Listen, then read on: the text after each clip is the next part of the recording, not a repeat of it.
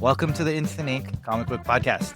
This is the podcast where every few episodes we put together a one-page comic that we didn't know what we were going to do before we started. We get some prompts that none of us have seen before, and through those prompts we come up with a nice little story that Roberto's going to draw, and we'll come up with a dialogue if dialogue is required, and go from there. So my name is Adriano. You can find me at Pesto Comics on all the socials and pestocomics.com. And as always, I'm joined by Roberto. Roberto, let us know who you are, what you're up to. I'm Roberto, and I'm the founder of Green Iceberg Press and creator of Voyager. And you can find me on robertoviacavaillustration.com and spread from there to different social media. Right on. And today we were joined by Philip. Philip, let us know who you are and what you're up to. My name's Philip Tarl Denson. I'm a screenwriter and comic book creator at Outlaw Comics, and we co-published with Wild North Comics. So check that out, wildnorthcomics.com. And I'm sure we'll talk about the graphic novel I went through and published earlier this year later. Yeah, absolutely. Yeah, it's. I did have a look at all of the stuff you're working on your website, and yeah, you seem like a very well-rounded individual. So yeah, we'll definitely have a lot to talk about. Are you calling me fat? Is that what you said? No. Oh, geez. All right. Before we get into any trouble, let's bring up some prompts. All right. So don't look at the prompts that that immediately pop up. Those don't count because I know what they are. What we're going to do is we're going to generate some brand new ones. So I'm going to hit this button once I get it. There we go. Generate. And I'll read these out real quick. Oh, it looks like no repeats. Cool. So we got bookworm. Write a conversation between the different words on the pages of a book. All right. Weird one. True friendship. Describe a situation that exudes true friendship. In the shadows, what is lurking just out of your sight. Tearjerker, something that makes you cry. And sound of silence. Write about something breaking a calm silence. So, Philip, anything on there that's speaking to you, giving you any ideas? The two that jump out to me is in the shadows. They might be too easy though. And also sound of silence. That's interesting. It's open up to a lot of interpretations. Absolutely. Yeah. And we could always combine and go from there. These are always really just a starting point, just to prove that we're coming up with this on the spot. If we stray as the story gets developed, that's totally cool. That's not a big deal. But okay, so let's go with sound of silence in the shadows. So we're going to pick one or two and go from there. But I'm going to stop sharing, and then Roberto will share his screen. And we'll start figuring out. Okay, so you mentioned that in the shadows might be too easy. Do you have a story in mind? I was not straight away, but it just seems to be one of those ones where, and I'm a horror fan. I write horror films as well, and it just seems to be one of those ones where we could really lean into the tropes. But for something like this, and with Roberto's talent, maybe it's better to try to disrupt those tropes a little bit and go somewhere else with this. Oh, we're just talking one page though, aren't we?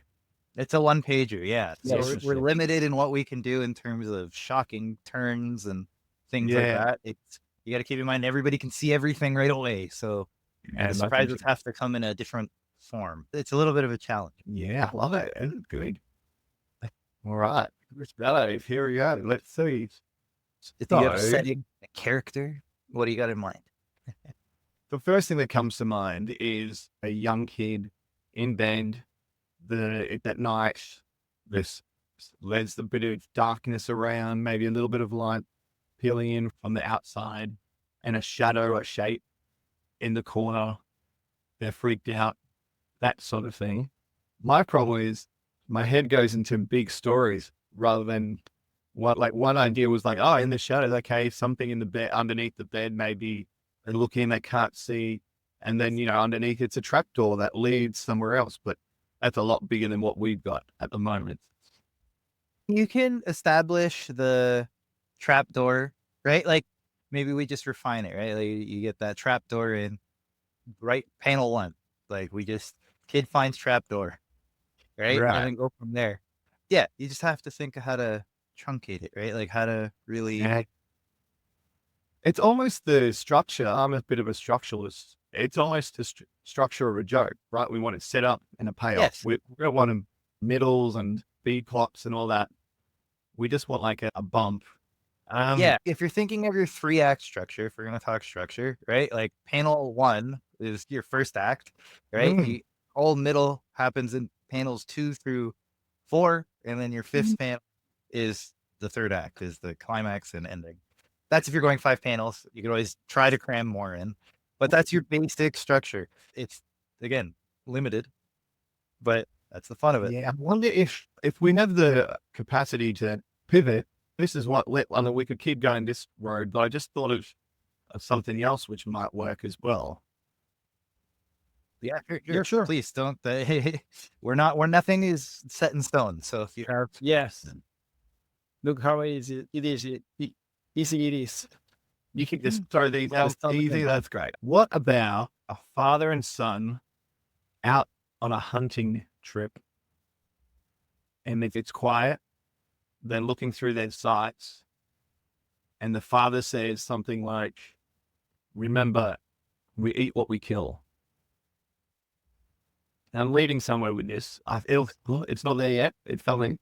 I have an idea, but I don't want to throw you off track. And this could be one. This is probably a little bit too gaggy, but it's pretty dark as well. But let's go there. So if it's something like that, it's quiet. The silence is, there's a complete silence. I've gone now with the silence rather than the shadow. And the dad, so they're looking through their sights potentially. And the dads, remember, we eat what we kill because it's sustainable hunting, all that stuff. Then we may be close on the kid, and he trips and shoots, bang, breaks the silence, turns around, shock on his face, and then the final panel is him over a campfire cooking up part of his dad. Yeah, Yep. I like it. Yeah. We have to eat what we kill. I was thinking it was going to be another hunter, but I like the dad angles. No. I didn't want to steer you there, but I'm like, the second you said the eat what we kill, I'm like, I know where he's going. I know where he's going with this one, but Like, gave me a twist in the end. Okay, yeah. I think we got a good story here, right?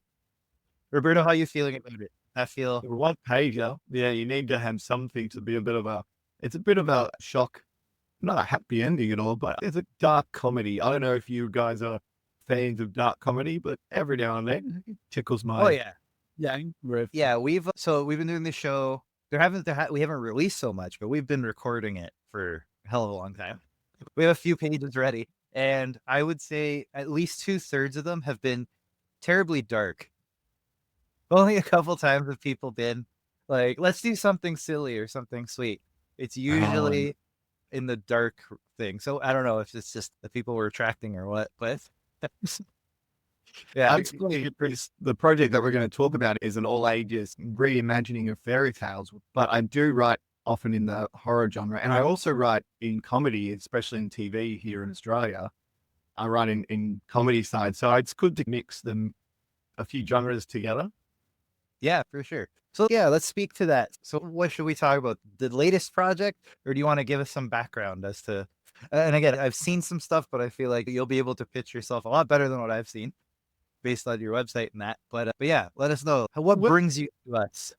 Yeah, it's funny because like I mentioned, I'm a screenwriter first and foremost. So I had my reps over in the US, and a lot of my stuff was mainly focused over there. I had a feature film with Ridley Scott, with Scott Free is the company, Ridley Scott's company. That's a sci-fi contained thing. I was co-writing a script with Erica. He wrote Arrival. I sold a TV show over there. It's legendary. And Michael London, who is a producer over there, attached. And a lot of my work was over there. But more recently, last few years, mainly due to COVID, I've started working a little bit more in Australia, mainly in TV, but doing feature films here too, including family animated feature film that just had its premiere. And then we've got a sci-fi horror set on Mars shooting next year. Yeah, there's a few fun things that I do in that realm. But during the strike last year, we put together this comic book because friends of mine, we all get together. We're all sort of artists in some way, whether it's like animators, screenwriters, or directors. We get together and just talk comics because that's really like our first love. It's what got us into storytelling often. And we just decided a few years ago, why don't we just start our own comic anthology where we all get 10 pages each and we do whatever we want. And then we publish it and go from there. And that was called Wild North Comics. So we started the first one of that. And for my one, I wanted to think, again, I think structurally. So I think, okay, if I've got 10 pages, I just don't want to do the first 10 pages of a story that's like The Phantom or whatever, where you have to keep coming back. I want to have a self-contained story that also is a part of the bigger story. I like that concept. Yeah. I had this idea in the back of my mind. This is looking great, by the way, Roberto, already. It's already English. And since I was young, I had this idea about fairy tales that in my mind, the fairy tales, like the Brothers Grimm fairy tales, in my mind, were all set in the same universe. The forest that Little Red Riding Hood is in is the same forest that Hansel and Gretel get lost in. Or the big bad wolf from Red Riding Hood is also the big bad wolf in the Three Little Pigs. That's just how it was in my head. And as a fan of cyberpunk and sci-fi and post-apocalyptic, it wasn't long until I combined that and said, oh, okay, what if all these characters from classic fairy tales live in this post-apocalyptic cyberpunk world where the forest or the woods is really this bombed out city? I saw a photo of a city that was bombed out, I think World War II, and the metal from the buildings was still up, like the skeletons of the buildings, and it looked like trees with branches. And I was like, oh, cool. That's basically our forest. But these guys can be survivors of something. They live underground. And oh, what if there were 3 underground cities, like the Three Little Pigs and the Big Bad Wolf, which stands for World Order Liberation Force? They're on the surface, kind of scouting them out.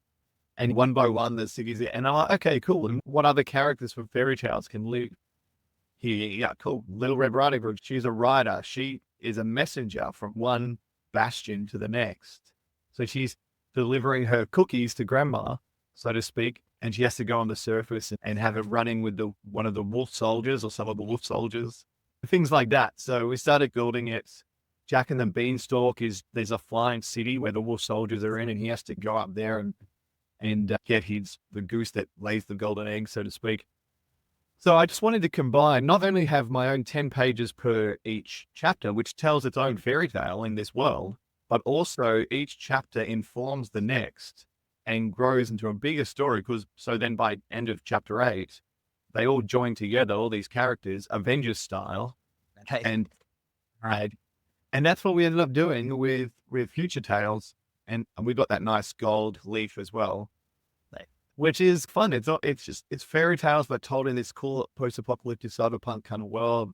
Combine them all together. It tells one big story, even though each chapter tells its own story. So yeah, the anthology Wild North Comics started with just doing one at a time. And then during the strike last year, we were like, hey, why don't I just pull those together, make a graphic novel? And now it's on Amazon. That's awesome.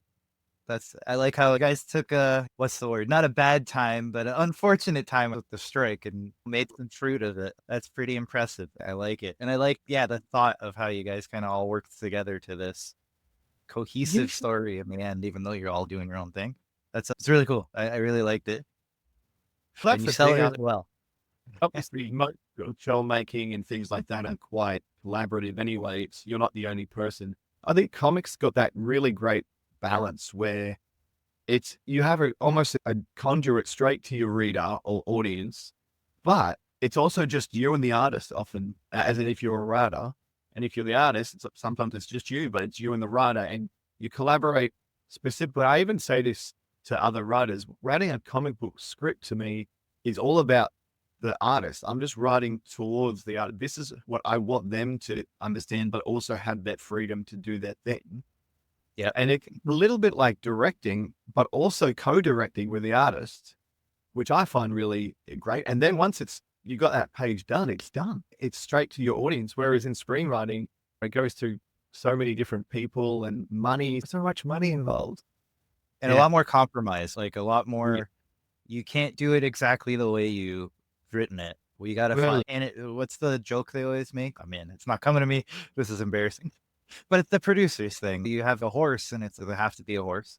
Like it's always, that's one thing. Oh, this is a great gritty drama. Can it be in space? Yeah, exactly. Probably it's the other way around nowadays, just for budget concerns. But I don't hate the process. I actually really love working with directors and others, but it's just a really long process. And a lot of the times, most of the work I've done and got paid well for haven't made it to screen, or yet is another word I should add there. But something with comics, just being able to do it at quite a reasonable price as well. Like we get paid and look up, and then we just get it out into the world. And the great thing with Wild North Comics as a collective, everyone's got their own random stories as well that we can help on. I used different artists for every chapter. So there's 8 chapters in this book, and artists from all over the world as well. Like we had a Brazilian artist, we had a French artist, Nigerian, Filipino. And that's part of the thing that I love, is that fairy tales are universal. They're known all around the world. Culturally, they've been retold and reimagined many times over in many different ways. So this is just another element of doing something that's been done thousands of times before. And each artist could bring their own cultural perspective into their character and their story, their chapter, including making, say, the Brazilian artist Sylvia, who did the Cinderella chapter, she made her Brazilian. And the Filipino artists, Purple Llama Collective, they did the Hansel and Gretel story and made those 2 kids Filipino, for example. So it's good to be able to bring those different cultures as well as their different styles into one cohesive book. So it's anthology, but it's not. It's telling one story as well. There's this kind of beautiful collaboration that is happening in this as well. And it's like a natural, like, diversity to it, right? It's not like, oh, let's add something here just so that we don't look like we're going all in one direction. Like it's a truly worldwide thing that's being put together, right? So, yeah, and it's organic. Like you mentioned it, like organic. Yeah, we just said, okay, we want to find different artists. No, we didn't actually. At the start, it was going to be me working with Annika P. Putri. She's originally from Indonesia, but Australian comic book artist. She did chapter 1. And then we ended up doing a second chapter with another artist just because of time restraints. And then we're like, oh, actually, I love this idea. The second artist was from Nigeria, and he made the Sleeping Beauty one. And we made the Sleeping Beauty Nigerian just because that's what he draws. And I was like, oh, this is interesting. Like, we just find whoever's drawing it, bring your own cultural perspective into it. It's obviously different with people with things like Goldilocks, where it has to be a little blonde girl or things like that. But most of the time, it worked really nicely and not forced at all. That's just the comic book diaspora, people around the world, just artists doing their thing. And I really love that process, working with different artists. And most of the time, even like what we're looking at right now, I like to script really heavily and get into what I want, but the artists always come up with something that I didn't even think about, which is way better than I would have thought about. Even this already, like we've got the flow on the 4 pedals, and straight away we can see what's going on, and Roberto bringing his magic into it. I love it. Yeah, it's part of it's like with film and stuff, there's such a long time frame as well. It's like, this is so much more, even if you're writing a novel, right? Like it takes a while for you to get to the end point, where comics, from the conception to the end point is so much shorter that like you see the results so immediately. So seeing that, it gives you a chance to tell stories a lot more. I don't know, not differently, but you can really get stories out expeditiously. You can follow trends, and you can get all kinds of different voices in because the barrier to entry is so much lower, right? And it allows you to encapsulate your idea. So often, whether you come up with an idea for a comic or film or a game or whatever, we might just percolate on it, and it changes as every time we think about it. And that's great. There can be that's literally my main process. However, there's something about that initial inspiration for an idea and getting it out as it is in its nascent form. And if you can get it out in such a way that it is encapsulated, this is the original idea, there's nothing to say that it can't change from there. And you know what you're doing here in this amazing podcast is actually a microcosm of that. Yeah, we might take a bit longer to ideate and come up with one of our own projects and then scribble a few things. I spend years on a comic because I draw a little myself and still haven't even produced full pages. Like I've done so many thumbnails. It's crazy, but after just seeing it happen right in front of you, it's a great little inspiration kicker for people to be like, hey, if you've got something, what's wrong with just getting it out there? Just put it out there, see what happens, finish it. And I'm a big believer in finishing something. If you're writing something, finish it. Because that's the first barrier, I think. People might start things. All of us have ideas, but finish a script, finish a page or whatever it happens to be. And then you've got something which can become anything. Sorry. How explicit do you want the end? Do you want the body in the, it's like being roasted, or like he's, or just he's eating flesh and you see the clothes of the father? This is great. It's all right. So let's say if he should be crying, the kid boy should be crying while he's cooking. He's about to eat something because he's doing what his dad said. This is what his dad's final words. But it's, oh man, this is tough. I don't think it should be too explicit, but it needs to be clear. What do you think? Right. Yeah, like you don't want it to be gory necessarily. Is that what you're like? Is that where we're landing for? But you want it to be clear, like obviously, but not gory. Like we're not going for the thrill of it. We're going for the emotional punch. Yeah, it's almost a joke. There's 3 layers. There's a joke-like element to it.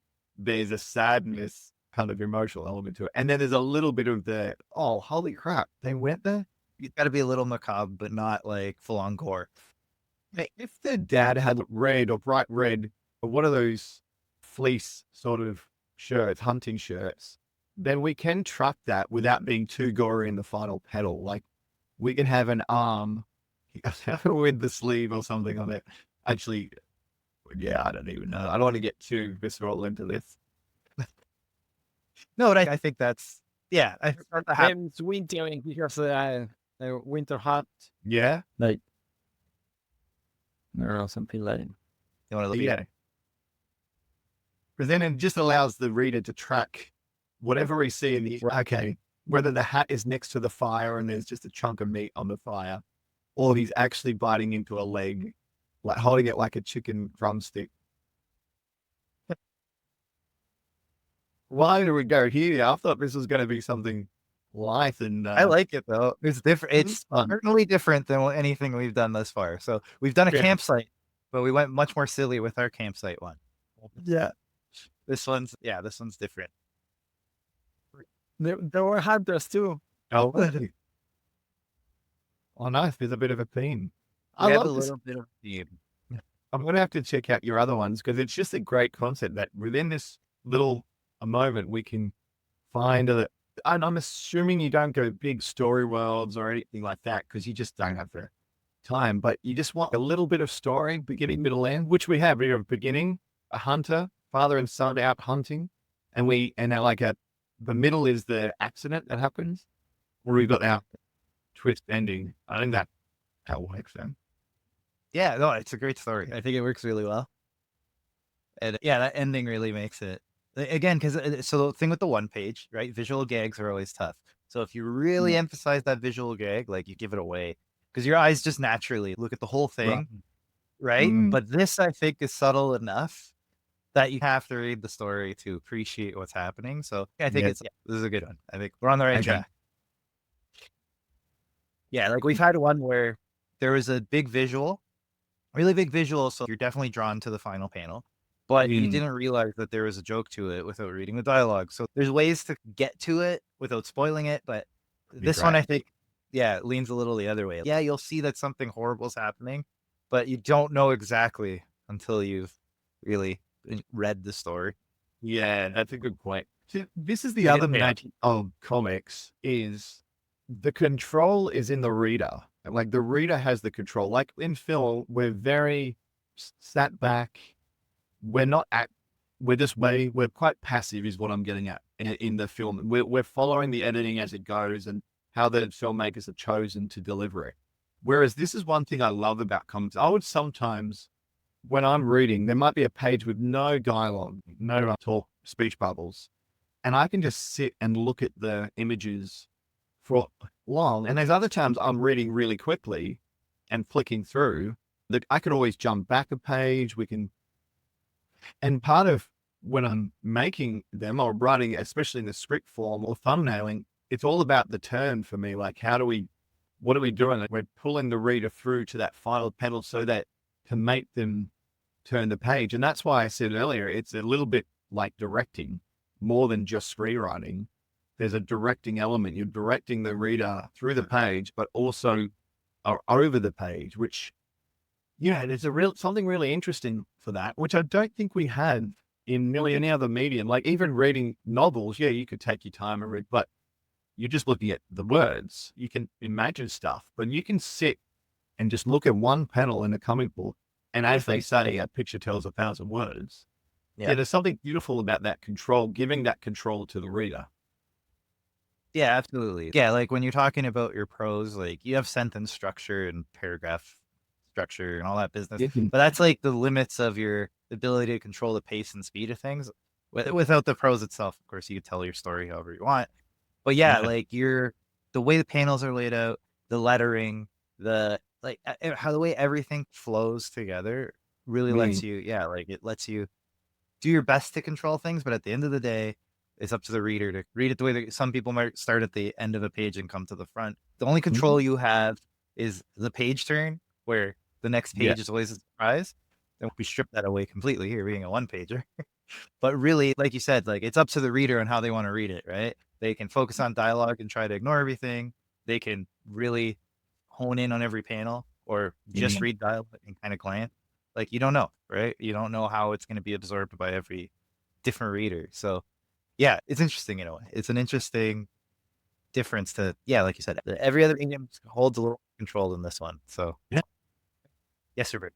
One idea, maybe it's not the clothes, but if I have, maybe this is an arm and I have a tattoo here and I show the tattoo in the file earlier. Yeah. Or do you prefer the clothes? Yeah. Do we have room for that? Or do we do it in that second panel maybe? Yeah. Maybe I can make him, show the shoulder here or something. Yeah, or if it's on the forearm, for example, the tattoo, if he's, I think that kind of works. That works perfectly because it literally. Oh, yeah, he might be pointing like we can't. We see the arm, something like this. Yes. Some subtle foreshadowing there. I like. Yeah. And then we eat what we kill. Remember, we eat what we kill. And he's got like a anchor or whatever the best tattoo. The mum with the love heart tattoo. Yes. Perfect. And the kid is looking, I like that the kid's looking at him with, he's really absorbing this information, and then trip, bang. This is good. Actually, I'm really happy about this. Sometimes it's good to get into a bit of a fun, interesting punchline. Oh, this is good. This is good. So I have a question. So talking about artists and that. So how did you find, you mentioned you got people from all over the world. How did you go about finding those people? Mainly online. I found he's become a close friend of mine now, Raymond Augustin. He's from the Philippines.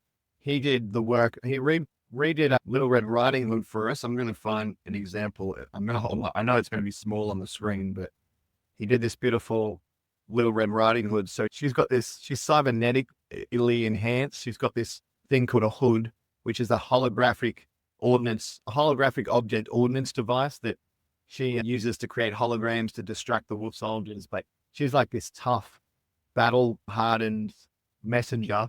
So I found him, I think it was like on Upwork or one of those sites. And it's really interesting because he hadn't done too much. He'd just been on there. I found him, was like, you're amazing. Come and do my stuff. So we'd done the first 2 chapters by then, I believe. And the other guy I might have even found on Reddit, or maybe it was a Facebook comic page, something like that. So that's, if you're an artist out there and you are sharing your art, you don't know who's looking and who's ready to pay you. I think it's worth it to throw things out there. But my first artist that I worked with, Annika, she is local. She's based where I'm based, and we were working together and trying to get that first chapter up. And after kind of opened up a little bit of a full work and things like that to try to get more artists. Did a lot of searching. And there was an element about halfway through that I was aiming particularly for artists in specific regions because I was like, oh, I don't have anyone in Europe. And then found my French artist who worked on the penultimate.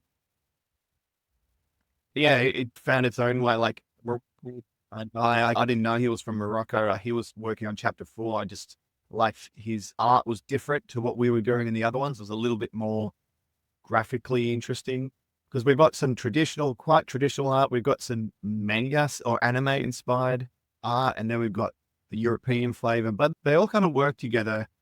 And to the point where some people have said, oh, the artists must have really worked together because there is such a similarity, but you can see their own styles. But no, they didn't. It was just through I give them the concept art that I've done, or some of the pages I would mock up some pages with either my own art or even images from online, just say, this is my idea of what these pages will look like. And then like I said, they'll bring their own flavor and come up with something new. An artist will say, oh, can we split this page into two? Or I'll have a very distinct idea that I want this to be a big splash page. I want this angle. And then they just bring it to life with their magic, much as what we're looking at now. So I think the process was one of my favorite parts of this because I had the story, like I said, I had the story in my head for years, and it was just making sure, refining each chapter and making sure they work in one big storyline.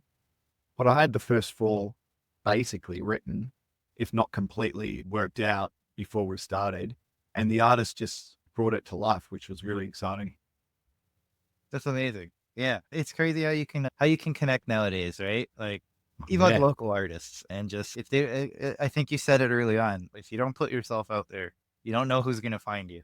Who would have thought someone from across the world is going to tap you on the shoulder and say, come join our anthology here? Yeah. Yeah. It was really a great process. We really enjoyed it. And you know what, if I was to do a second follow-up, like a graphic novel with because there was a few fairy tales that didn't make this version because we only had 7 plus the one final chapter where they all joined together. Yeah, I'll probably do the same thing and find other artists because something about finding artists that I haven't seen, and that those artists that they're not doing necessarily really big books, but they're just spot on, or they know what they do. They know what they do well, and that's what the style they've committed to. There's something about that I really respect, and let's be honest, for me at least, art is the thing that brings me into comic books. It's concept hooks me, but it's the thing that lures me in is the art. That's why I go, oh, there's something interesting about this art. And doesn't mean it has to be polished in Marvel, DC kind of style. It's actually what I'm looking for is uniqueness, something interesting. There's obviously a quality level that I would be looking for when I'm just a reader, but quality is such a spectrum. Yeah, like you can have scratchy work, you can have really painterly work, and I'm attracted to all of those things. Really tight line. And there was one of the ones we went with, the Hansel and Gretel story in Future Tales, is a very almost Disney style of more children because it's from the perspective of the twins, these 2 kids lost in the sewers instead of the woods, and that's like perfect. The perspective and the concept coming together. And to me, that's the thing. Like once your premise and the art, if they're somehow thematically linked, I'm going for a scratchy kind of like darker thing. I want the art to represent that. If I'm going for a more lighter, bouncier one, I want the art to represent that too. There's a certain synergy with art and concepts, and when we get it, it's just like, wow, chef's kiss. And it's crazy how much talent there is out there too. So you would think, oh, I want this type of artist. It's like, if you're willing to search a bit and look around, like you will find that artist that, does that style that you have in your head, if not better. Typically I have an idea and I find the artist that does it much better than I would have imagined. You're open to that. You're not saying, oh, it needs to be like Adam Kubert. It has to be that. Like, sure, you're not going to get it, but being open to saying, oh, this is the kind of style I'm looking for, and then looking at a bunch of different things. And like you said, it's actually work in a weird way, searching, but it's fun work. You're searching through artists. And if you're an artist, it's good to have your art out there. Otherwise, you won't be seen. There's other ways you can connect with writers and things like that. But it was only because I saw their work, look through stuff, and was like, oh, there's something to really like. And I reach out and we start chatting. And obviously, money always helps as well. But finding that connection with an artist that you can work with, then yeah, the money's the thing that you have to do. But the connection is the magic that can come out of it. Absolutely. Yeah. And if you're lucky, you build a good relationship and you have somebody you can work with a lot more than once. I have a couple artists that I've been constantly going to. Roberto. I'm not even counting Roberto in that nice shit because I've worked with Roberto a bunch as well. But yeah, once you find someone that kind of understands what you're trying to do, deliver with it, you get like a shorthand almost going. I think I mentioned before that there's an artist that I work with that they used to send me layouts and say, this is what I'm thinking. I always used to just say, no, go with it. You've done it. The point that he stopped sending me layouts. Like he's just sending me finished art, and I love it. I've yet to have a problem with it because we're in sync now. So it's once you find that kind of relationship, you don't let it go. It's always hard to find. But yeah, I've been very happy with the folks I found online. And again, it was just me on Facebook. There's a couple groups on there connecting comic artists and writers, I think was the one. I found a couple artists on there and I've been working, I got 2 series, one artist in each that it's been excellent working with them. Yeah. Like just, you never know, right? You never know. Put yourself out there and just be open to some work. But vet people, of course, make sure that people can deliver what they promise. There is a bit of, we probably should say this. Sometimes there is people using other people's art and so be careful. Wait, I had a good chat with someone when I realized what was going on. And I was like, oh, dude, this artist from like DC. And I looked him up and I found the artist and he apologized. I really just want the work. I was like, dude, yeah, but you can't lie to get the work. Yeah, but like you're going to get caught at some point. But I would say the majority of us, both writers and artists, are legitimately looking on these sites. And I'm a part of that same Facebook page, which maybe we've seen each other's stuff on there. Yeah. Where we legitimately just want to connect and we get it. Like, there's more to it. People need to get paid for their work. I'm a big believer of that. I produce small things here as well. And my whole thing is, let's get paid. Everyone gets paid. That does create some certain boundaries to entry because you need to have that funding or have got the funds yourself. I know we're lucky in Australia that sometimes we've got film stuff. We get supports and we can apply for funds to develop that, but not all the time. And there's certain hoops you got to jump through. So you got to work and make sure that there's either an end game to this. It's not just a hobby because people need to get paid.